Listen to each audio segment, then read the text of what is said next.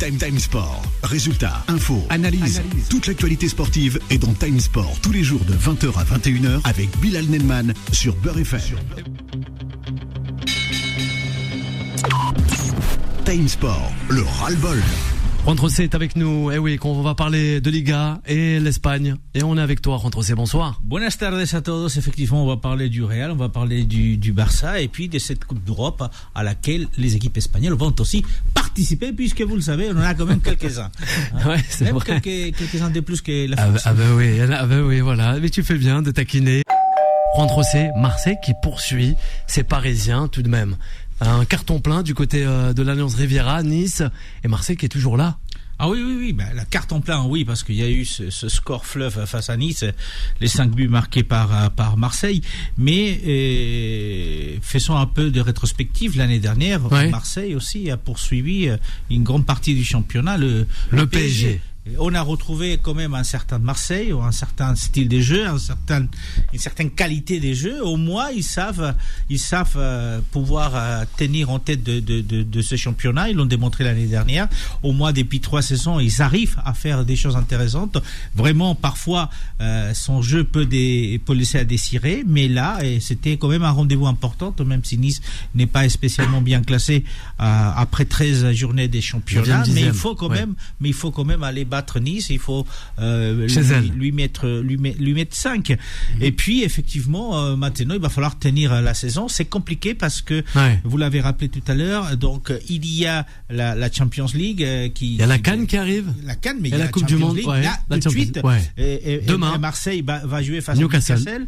Faut rappeler que Marseille n'est pas qualifié pour l'instant en Champions League, il est en dehors des équipes qualifiées, donc Newcastle c'est pas facile du tout, puisque par contre eux ils le sont pour l'instant, ils sont qualifiés pour l'instant, et puis il va falloir tenir au moins jusqu'à le mois de décembre. Et je regardais tout à l'heure, il y a quand même Lille qui doit encore affronter en Ligue 1 nos amis de Marseille.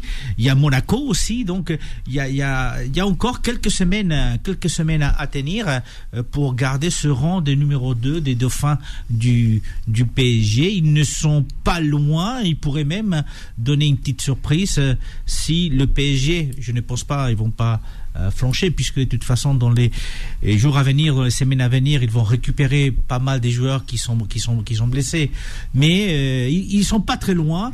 Et quand on n'est pas très loin du PSG, Marseille l'a prouvé la dernière fois où le PSG est allé du côté de Marseille, lors de le jour où le Ballon d'Or a été attribué à Ousmane Dembélé, le PSG est sorti déculotté un peu, c'est une déculottade quand même, parce qu'ils ont perdu son match à Marseille. Donc avoir toujours Marseille derrière, c'est jamais facile, mais c'est bien pour le foot.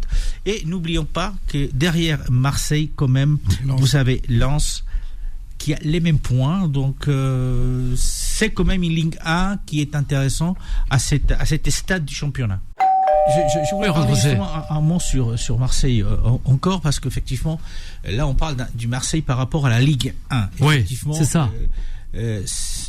Rappelez-vous l'année dernière que ça a été très compliqué. Ils étaient capables d'aller gagner des points, d'engranger des points à l'extérieur, et ils perdaient ces matchs à la Canebière. C'était compliqué pour Marseille l'année dernière, mais ils ont réussi à sauver cette 12e place. Donc si à la fin de saison le PSG est premier à 19 points comme l'année dernière, de Marseille 12e, là on aura dit qu'ils n'ont pas beaucoup avancé par rapport au PSG. Mais je pense que cette année, le fait qu'effectivement après 13 journées ils soient collés au PSG, qu'il y ait, et ça c'est bien pour le football français, qu'il y ait Lens, qu'il y ait Strasbourg qui sont juste derrière à 2-3 points, ça c'est pas mal. Mais il faut pas s'enflammer non plus par rapport effectivement à la Champions League. Là il faut pas qu'ils soient dispersés, ces joueurs. Il faut qu'ils jouent leur match à fond, mais il faut pas faire de la Champions League un objectif prioritaire, parce qu'ils n'ont pas l'équipe pour faire une priorité. C'est le championnat alors. Voilà, le championnat, c'est qui est important, c'est aujourd'hui le championnat,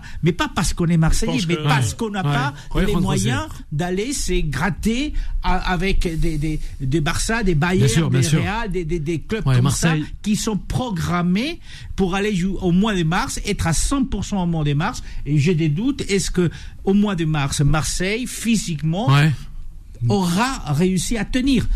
On verra. Mais moi, je pense que cette année, c'est quand même bien parti pour faire une meilleure saison que l'année dernière contre et qu'il soit à moins des 19 points à la fin de saison du PSG.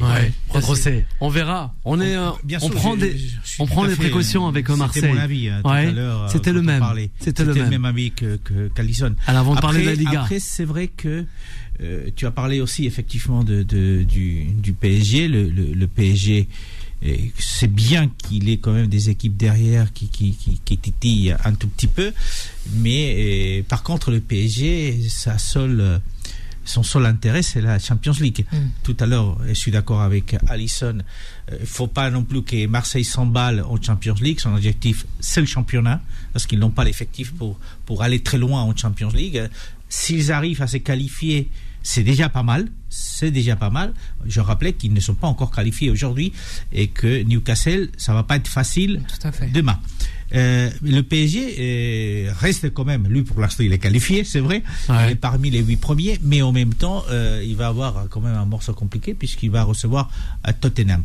Et c'est vrai qu'on ne peut pas juger les deux équipes sur les mêmes performances parce que ils jouent pas la même ligue. Permettez-moi quand même cette expression. Les objectifs de chacune des équipes sont complètement différents. Donc, laissons le temps à Marseille. Déjà, c'est mieux que l'année dernière. Ça, c'est une réalité. Est-ce qu'ils vont tenir physiquement? Je suis d'accord encore avec Alisson. D'ici le mois de février, le mois de mars, est-ce qu'ils sont capables de tenir? Et par contre, effectivement, est-ce que le PSG va pas se dissiper? Je pense qu'en Champions League, il n'y a pas de souci particulier là-dessus. Ils sont centrés sur la Champions League. Mais effectivement, avoir Lens derrière, voir Lille qui est à 3 points derrière, voir donc Marseille, ça peut les titiller et c'est pas si mal que ça quand même. Il y a quand même, il faut parfois regarder les statistiques. Il y a quand même quelque chose qui m'a frappé. Charles a fait référence tout à l'heure. Alors, c'est vrai que le meilleur buteur du championnat aujourd'hui, c'est un Marseillais. C'est Wingood qui a marqué 10 buts. L'anglais, et le premier Parisien, donc c'est Barcola et Neves qui ont les deux 5 buts. Alors dès là tu te dis en fait les meilleurs buteurs c'est un Marseillais. Mais quand tu vas regarder les buts marqués au bout des 13 journées, Marseille a marqué plus que le PSG. Marseille marque plus au bout des 13 journées que ne le fait le PSG. Et donc il y a des chiffres comme ça qui ne trompent pas. C'est vrai, intéressant d'en parler. Que dans les semaines à venir, dans les mois à venir, ils peuvent faire mieux qu'ils n'ont fait l'année dernière. Encore une fois, ils sont terminés 12e, mais à 19 points. Là, je pense qu'ils peuvent terminer 12e, mais beaucoup plus près du PSG. Derrière. Mais comme ça, que Marseille marque plus que le PSG, c'est quand même assez significatif. À la suite d'Alisson, avant de retrouver Yacine, la température, le climat là-bas qui règne à Barça et aussi à Real, à Madrid. Il y a une certaine euphorie du côté du Barça parce qu'effectivement ils sont à un point, parce que tout simplement ce week-end ils ont fait exploser Bilbao 4-0, sachant que Bilbao c'est quand même l'un des 5 clubs espagnols qui sont en Champions League, même s'ils ne sont pas qualifiés non plus comme Marseille. Mais effectivement il y a quand même il y a une certaine euphorie parce que sur ces 4 buts on retrouve Lewandowski qui commence à marquer, qui est quand même le 12e meilleur buteur derrière Mbappé de la Liga espagnole après 13 journées de championnat, pareil qu'en France, mais aussi parce qu'on a des joueurs comme Lamine Yamal qui commencent à se retrouver. Il a eu quand même un passage à vide, mais il y a aussi un jeune joueur de la Masia, Fermin, qui est aussi l'un des meilleurs buteurs. Je crois qu'il a 5 buts aussi, autant que Lamine Yamal.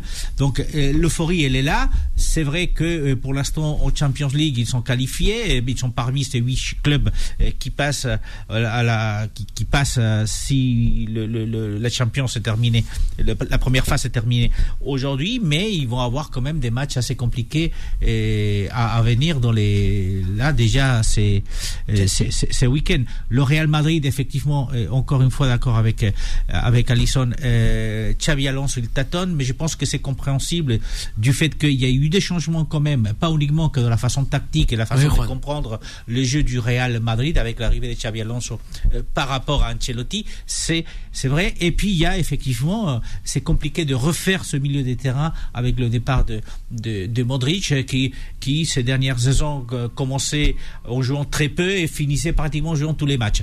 Donc il faut se retrouver. Il y a eu aussi des passages à vide pour Vinicius, même plus gros que des passages à vide parce qu'il y a eu des disputes au sein du vestiaire et avec la direction. Quand il sort pendant le Classico et qui pète les plombs. Voilà, donc effectivement il y a des problèmes internes qui sont réels, mais il y a des choses qui ne changent pas. Alors ce qui ne change pas, c'est que le Real reste le premier en tête du championnat espagnol, voire le deuxième parfois si vous voulez.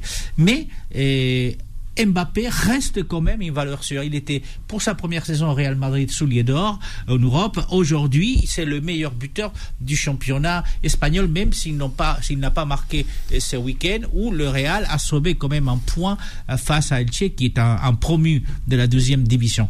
Donc attendons voir pareil dans les semaines à venir, d'autant plus que ces deux clubs, le Real, le Barça, comme le PSG, comme le Bayern, comme Liverpool, sont des clubs en fin de compte qui physiquement sont au top au mois de février, mars. Seconde partie de et saison. Donc historiquement, le Real et le Barça ont toujours un peu un moment de flottement à fin de novembre, début décembre. Sachant qu'en Espagne, parce qu'en France, vous allez arrêter à la mi-décembre, en Espagne, on va faire 2 matchs de plus parce qu'on va arrêter la trêve pour nous. En fait, c'est jusqu'au 21 décembre. Donc, le dernier match en Espagne, c'est le 21 décembre. Ils sont appelés à jouer pas mal des matchs. Et donc, laissons voir, mais qu'on retrouve le Real, qu'on retrouve le Barça, qu'on retrouve l'Atlético de Madrid aussi, qui est juste derrière, qu'on retrouve Villarreal qui est à 3-4 points à peine. Donc le championnat espagnol est resserré comme il est souvent resserré. Je vais vous faire remarquer que les 4 premières équipes du championnat espagnol, ce sont les 4 équipes qui sont aussi en Champions League aujourd'hui. Time Sport.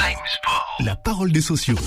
Rentre, ça nous a fait réagir. Ce que disait Yacine, un retour de Benzema pour toi, pour le Real. Sur l'aspect où il dit Benzema a-t-il envie de revenir au Real Madrid, je n'ai pas des doutes. C'est sûr qu'il aurait envie de revenir. Mais il y a 2 choses. Déjà, c'est que c'est pas du tout dans les habitudes, dans la tradition du Real Madrid de laisser partir un joueur qui est parti, Ballon d'Or, qui est parti quand il a voulu partir. On lui a pas du tout mis les bâtons dans le haut pour partir, de le faire revenir 2 saisons après. Pourquoi? Pour sauver qui?